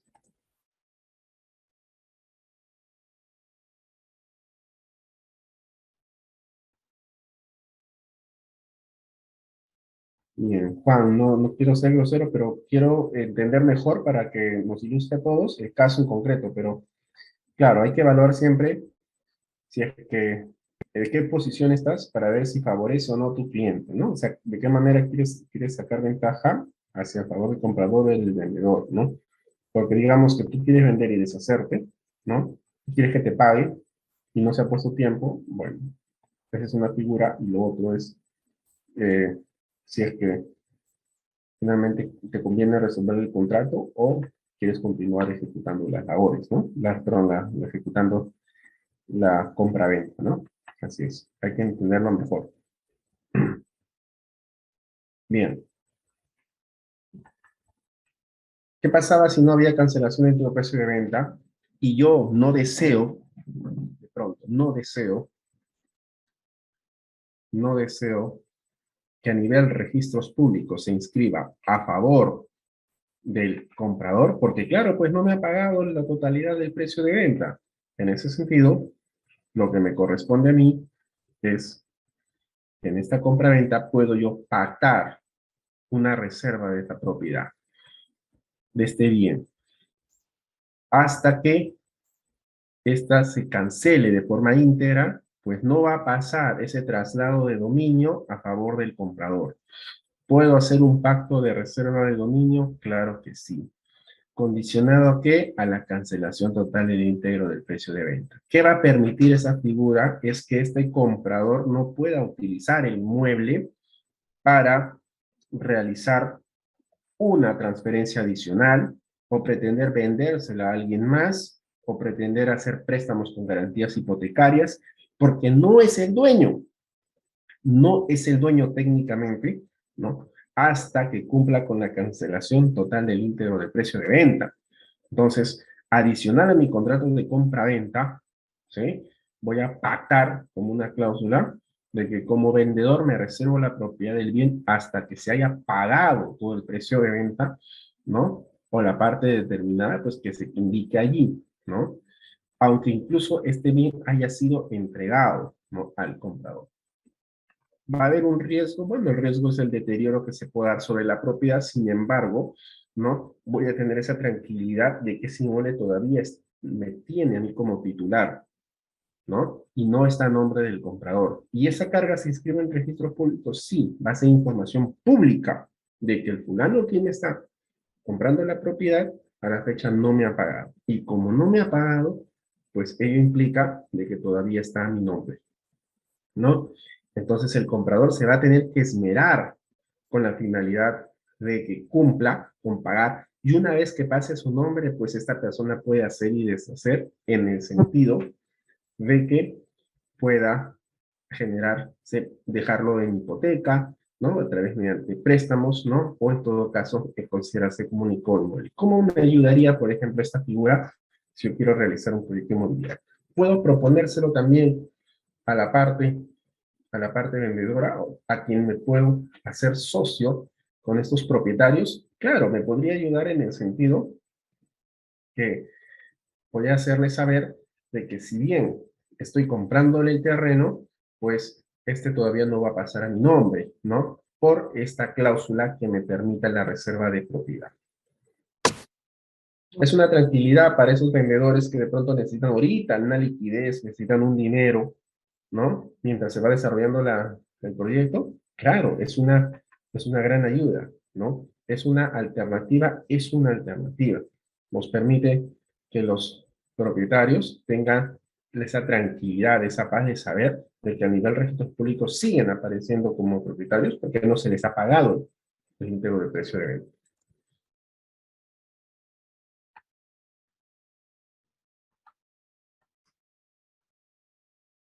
Bien. ¿Resultaría fácil generar este levantamiento o esta cancelación de reserva de dominio? Pues no, porque ya ha habido conflictos en esta figura, ¿no? Y registros públicos ya ha indicado de que va a proceder a nivel tribunal registral, de que va a proceder, se va a poder cancelar esta reserva de dominio, va a dejar de existir esta reserva de dominio y por ende la transferencia de esta propiedad a favor del comprador siempre y cuando se haya determinado que la obligación de ese pago del saldo de precios se ha extinguido. Y para eso vamos a necesitar, pues, obviamente, la claridad de la cancelación, ¿esto, no? Otra figura de improcedencia. ¿Qué pasaba en este caso? Mire, en esta figura o en este conflicto suponía de que el solo fallecimiento de a quien no se le ha pagado ya extinguía pues la obligación de pago. Vean ustedes, el fallecimiento de los vendedores no supone la extinción de la obligación del pago cautelado con la reserva de dominio, por lo que no procede su cancelación sustentada en dichas circunstancias. Lógico. Imagínense, ¿no? Estamos haciendo un negocio inmobiliario por la cual el vendedor, esta persona en la cual confío en mí, a quien no le he cancelado el íntegro del precio de venta, ¿sí? Finalmente fallece, pues, ¿a quién tendré que pagar? A los hijos. Será pues los hijos quienes realicen su sucesión intestada y ellos reciban la cancelación del íntegro del precio de venta. Y mediante esa escritura pública la presentamos a registros públicos y se levantará, pero no porque murieron los vendedores titulares va a quedar sin efecto. Yo tengo que realizar los actos necesarios como una sucesión intestada o se dejaron, pues, se indicó quiénes son los herederos a estas personas con la finalidad de cancelarles este dinero pendiente a favor de ellos. Bien, acá tenemos la figura de la compra-venta de inmuebles futuros y cómo viene operando, ¿no? Esta compra-venta de inmuebles futuros. Vean ustedes, próximo proyecto, compra ahora, compra ya. Importante, importante salvedad, ¿no? Cuando se hace una figura de un proyecto, tiene que siempre mostrarse cómo va a quedar. Bueno, esto no es la mejor foto, pero por lo menos un lugar descampado y tiene que dejarse totalmente limpio cuando vamos a vender un determinado inmueble a futuro más aún, ¿no? Tener los módulos necesarios y similares, ¿no?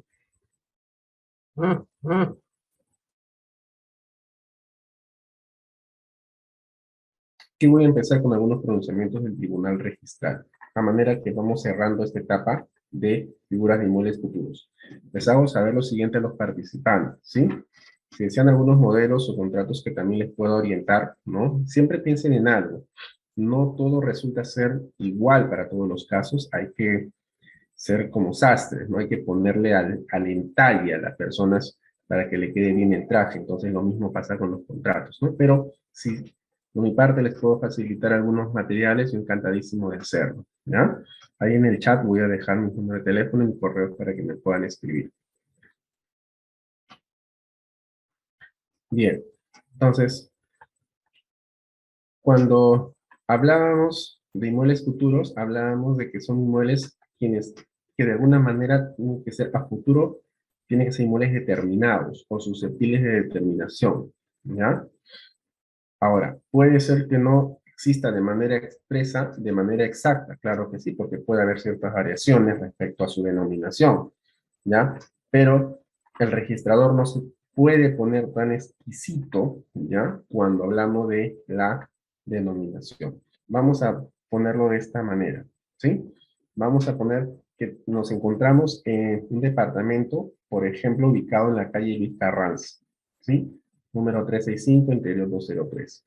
Pero bueno, pues salió la denominación como L. Carranza, no Luis Carranza, sino como L. Carranza, ¿no? El registrador no me puede decir, oye, no, mira tú, tú vendiste Luis Carranza, pero acá es L. Carranza y es diferente, ¿no? Y me cierro porque no coincide el nombre y se acabó.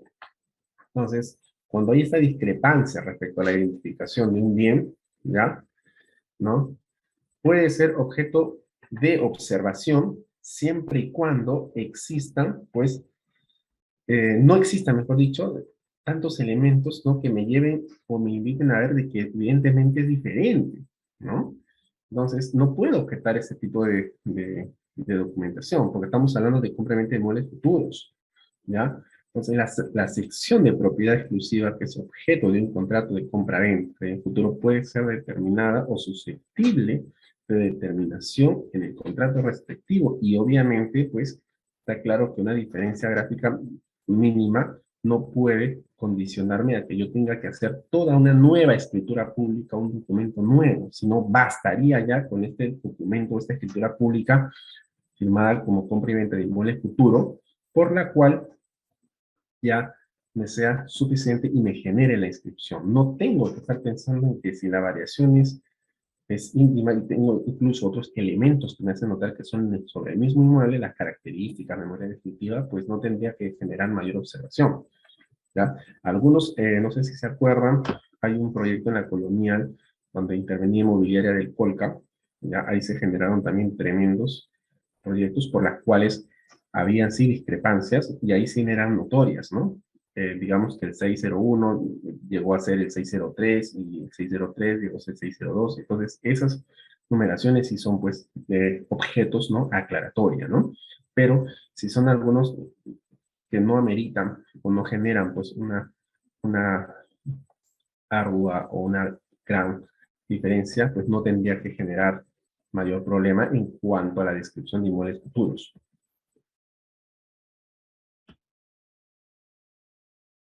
Ahí se tiene el ejemplo, ¿no? Ahí se tiene el ejemplo. Por ejemplo, ahí se había agregado Avenida Los Gorriones, ¿no? Y en el otro, pues no había esa descripción, ¿no? O sea, había una adición, ciertamente, ¿ya? Pero se habla del mismo departamento, 708, ¿no? Uno es Torre C, edificio C. Entonces, esas variaciones a futuros no tienen que ser objeto de aclaración y pedir tanta documentación. Cuando hago una compra-venta de inmueble futuro, ¿sí? Tengo que también saber que yo no puedo justificar, ¿no? La variación de los porcentajes o de los metrajes, ¿ok? Como una suerte de exagerado en cuanto al, a la distribución que voy a tener o a los metrajes que yo voy a tener, ya que esto pues sí afecta, ¿no? Mi calidad de consumidor como comprador. Entonces, cuando tú dices, ok, va a ser pactado expresamente, ¿no? Como una transferencia ad corpus, es decir, tal como está, te lo vendo tal como está. Sí, pero todavía no llego a conocer. Entonces, el tribunal de Indecopi, en este caso, resolvió un reclamo, ¿no? De un comprador a través de su abogado, su colega, quien recibió un departamento con menos metrajes de los que se había señalado, ¿no? Supone de que Indecopi te exige también de que tengas una hoja resumen dentro de un contrato de compra y venta de inmueble futuro, ¿ya? Por eso que este organismo, ¿no? En defensa del consumidor, ordena devolver parte del precio, ¿no? Por la diferencia de esa medida, ¿no? Pese a que en ese contrato de bien futuro, pues ahí había señalado de que el inmueble se vendía tal como está mediante una cláusula ad corpus, ¿no? Y esa era su defensa. Claro, como la cláusula decía ad corpus, ¿no? Tal y como está el inmueble, pues carambas, te toca recibir lo que se construyó, lo que se hizo. No hace mucho salió un reportaje por la cual se prometía un balcón con un jardín en un departamento, balcón y jardín, ¿no? Y qué curioso, porque el propietario de ese, el constructor o propietario de ese proyecto salió a hablar, dijo, balcón, acá está el balcón. Sí, pero este balcón no tiene ni metro y medio de ancho, incluso un metro de ancho, y de la parte de lo que sería el balcón donde uno se expone, pues, ¿no? Hacia, mirar hacia afuera, hacia la calle, no tenía, pues, ni 30 centímetros, ¿no? Es más, no entraba ni un zapato de una persona adulta. Entonces, decían, no, pero es balcón. Y el jardín, había un par de macetas ahí sobre un pequeño, y decían, no, pero total, para mí eso es un jardín. ¿no? Y resultaba, pues, curioso cómo pretendes, ¿no? Decir que sí tiene jardín y sí tiene un balcón cuando en tu contrato habías colocado unas especificaciones respecto al detalle de la distribución de ese departamento donde colocabas un supuesto balcón, un supuesto jardín, ¿no? Con medidas que han sido muy ajustadas. ¿Puede haber un ajuste? Claro que sí, pero tiene que ser proporcional.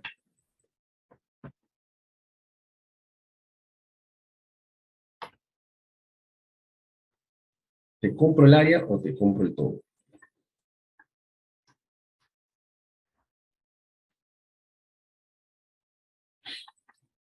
Por un factor tiempo, que estamos a 15 minutos, voy a dirigirme a la parte pertinente a lo que refiere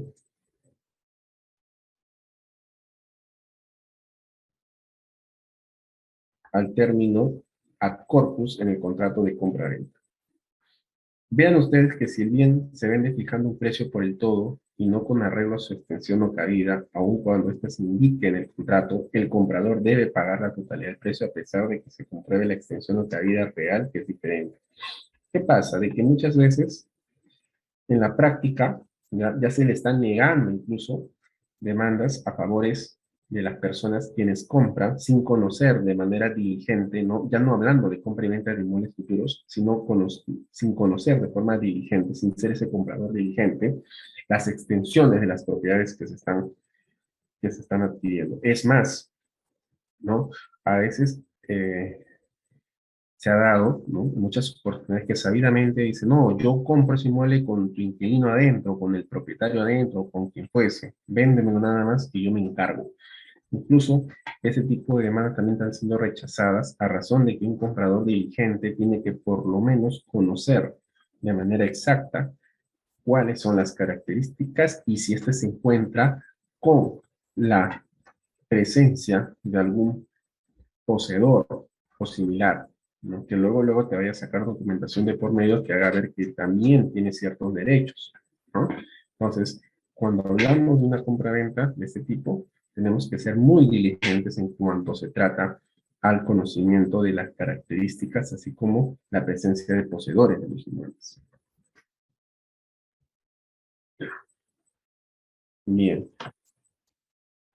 le señalaba de que iba a mostrarle un contrato de compra-venta de inmueble futuro, pero se los voy a pasar mejor como un material, ¿correcto? Para los participantes del ILSJ, se los voy a pasar como un material, que es uno de los últimos contratos de compra-venta de inmueble futuro que he trabajado, con la cual pueden ayudarse también, ¿no? Donde hay características muy particulares que nos pueden, pero solamente lo vamos a visualizar porque hay una parte elemental, nada más que me interesa verlo, pero no lo vamos a analizar a fondo por un factor tiempo, ¿bien?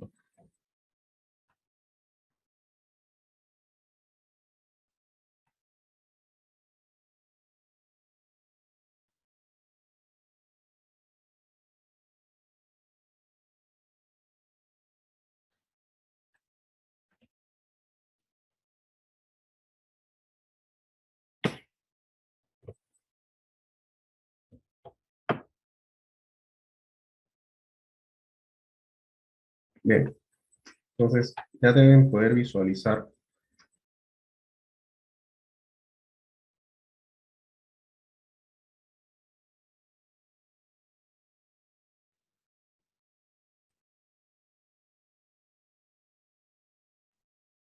Bien, me confirman entonces, estamos ahí visualizando un contrato. Bien, la parte de los antecedentes para generar la confianza en este tipo de contratos, ¿sí? Se halla en la parte inicial, ¿no? Como caso la primera. ¿Qué he hecho notar en este tipo de detalles? Es, primero, la forma en la cual se encuentra constituida esta empresa. Número uno. Número dos es mediante qué contrato de inscripción de escritura pública compré ese predio matriz y dónde se encuentra debidamente inscrita. Si tienen muchas hojas, señalo incluso sobre estas, señalo el asiento en el cual se ha adquirido esa propiedad. Y acto seguido, y más importante, es la denominación de cómo, la denominación del proyecto y cuál es la licencia de edificación que se me ha sido otorgada por la municipalidad.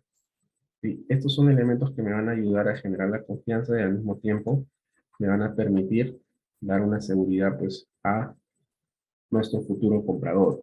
Y sobre la hoja resumen que se me ha hecho, que tengo que hice saber, acá está, ¿sí? En la parte final.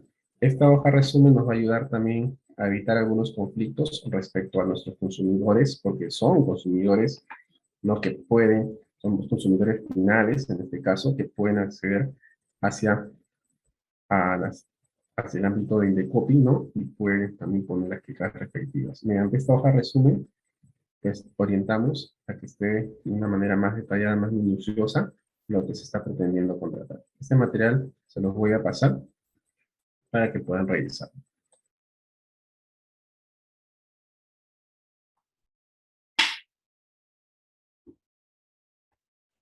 Muy bien.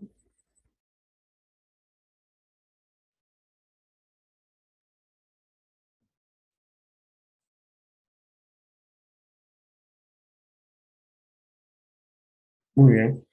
Y aquí vamos a entrar a uno de los contratos y con este tipo de contrato me voy a despedir. ¿Sí? Esos contratos de asociación en participación. Vean, con este contrato de asociación en participación nos permite realizar, el material lo voy a enviar a través de la coordinación, ¿sí? Del ISJ, ¿ya?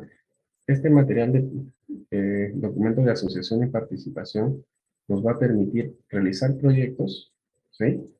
Por la cual voy a tener a el propietario interesado en ser partícipe del proyecto. Obviamente, no le estoy comprando la propiedad, sino es una persona quien tiene un terreno dormido, por decirlo así, como un pasivo, en vez de generar, generar flujo de dinero mediante la ejecución de algún tipo de obra, y esta persona, pues, interesado, se junta con un promotor,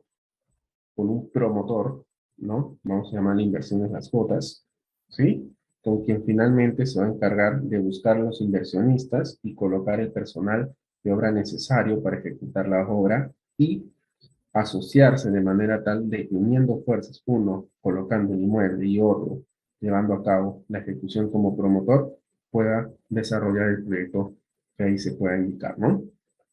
Este contrato de asociación de participación busca de que el propietario, siendo la persona aquí elemental que no tiene el capital necesario, no cuenta con dinero, ¿sí? Va a permitirse a futuro tener una utilidad, colocando únicamente su inmueble, ¿no? Mediante este contrato de asociación en participación. ¿Qué es lo que se busca?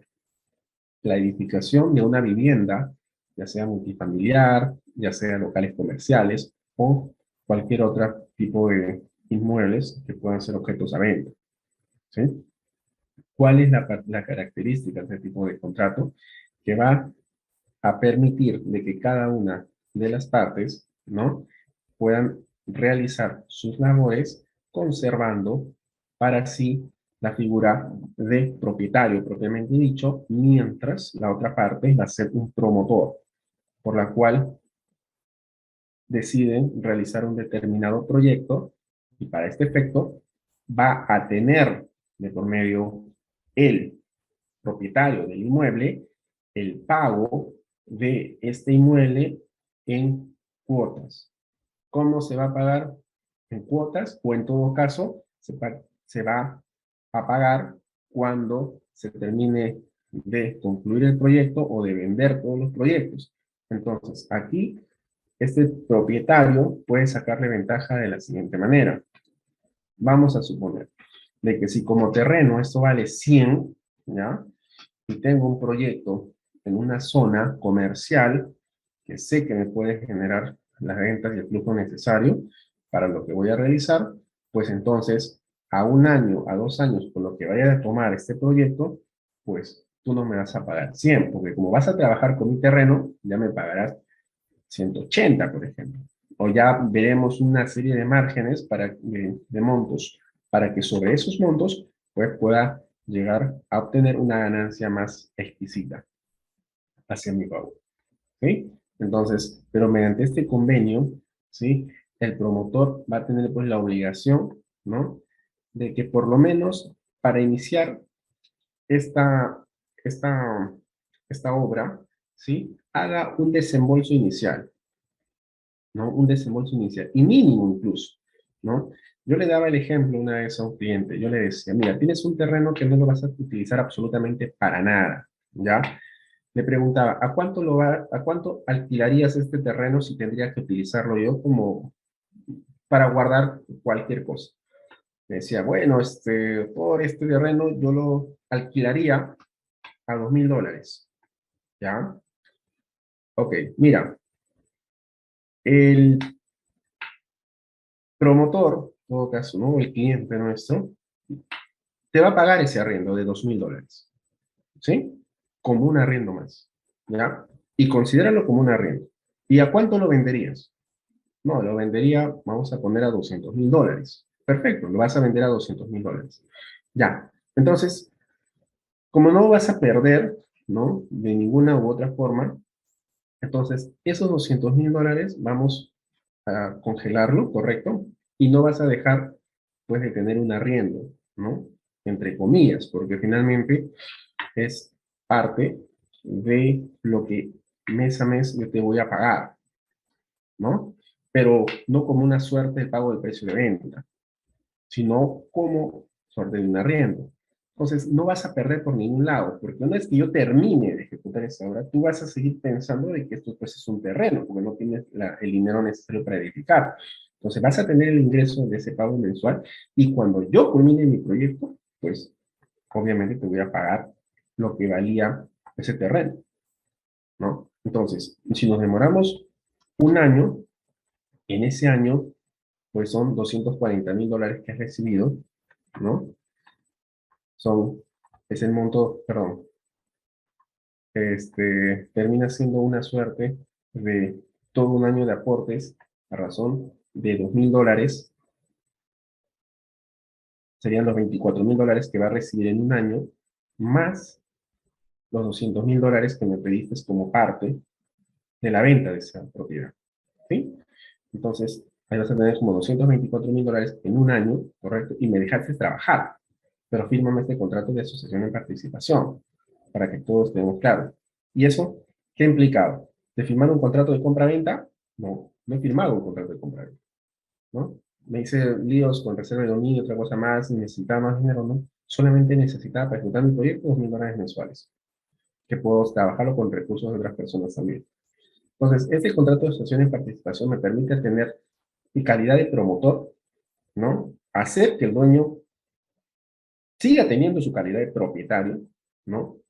A sabiendas de que hay la ejecución de un proyecto de por medio. Nadie pierde, todos ganan. Es un contrato muy dinámico, no necesitas tener mucha expertise en hacer tipo de contratos, ¿no? Por ahí podrías colocar obligaciones y penalidades, de ser el caso, ¿ya? Pero eso sí, tienes que obligarlo, ¿no?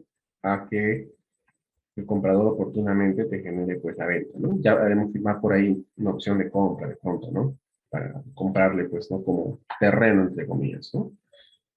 Se hace un contrato también con esos términos señalados. Bien, ¿hay un régimen de poderes que tengo que establecer ahí? Sí, hay un régimen de poderes porque hay que hacer gestiones, ¿no? Y puedo mandar a escribir ese poder también que me faculte a mí generar la representación, también lo puedo escribir. Bien, incluso puedes acordar utilidades, ¿no? Que, y pérdidas, pues, que puedan generar este negocio, ¿no? Porque el propietario, así como que también se compromete con la causa y tiene que saber de que eventualmente, si hay una pérdida, pues no podrá ser menor de una determinada suma, ¿no? Bien, ese es un contrato que también se lo puedo facilitar como material para que lo puedan revisar, ¿sí? Así es. Bueno, impacto retroventa es lo que ya también habíamos conversado y lo vamos a profundizar también el día de mañana.